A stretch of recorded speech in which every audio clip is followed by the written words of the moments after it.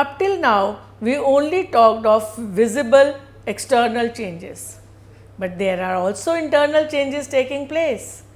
And the most important internal change is that the sex organs, they get completely developed by this stage. That means, in the case of girls, the ovaries, and in the case of boys, the testes are fully developed. Not only they are fully developed, they are also fully functional, which means they start producing the gametes. The female gamete is the ova and the male gamete is the sperm. So, we can say that by the adolescence, the testis and the ovary is fully developed and fully functional, and ovary produces ova and the testis produces sperms. So, if we want to write about this point, we will say the development of sex organs.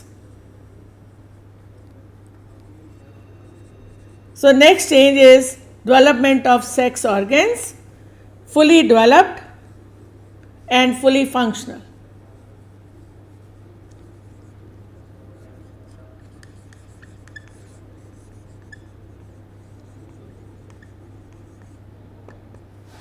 There is also another kind of change which you must be noticing in yourself. Your understanding of the environment, of books, of general knowledge, or you can say any kind of information has increased.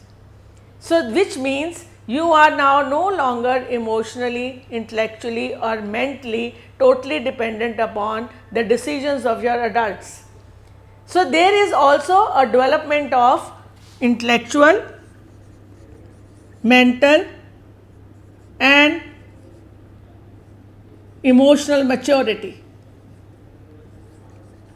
And it is because of this that you want to take your own decisions, and you want to assert yourself, and you want to experiment, you want to check that whatever is being told to you, whether it is the right thing or not.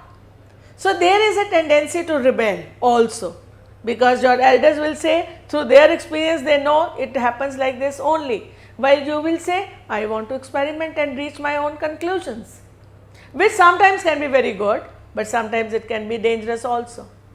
So, actually this is the time, this is the also age when usually the expression used is iconoclastic. That means when you are examining, when you are challenging the established norms. So, during adolescence that happens, and why it happens? Because of your intellectual, emotional and mental maturity. But it is still a little twilight zone, which means where you are more developed than when you were say last year, but not as fully developed, and plus you do not have the experience that your adults, that is your parents, elder siblings or your teachers have. So, what can you do?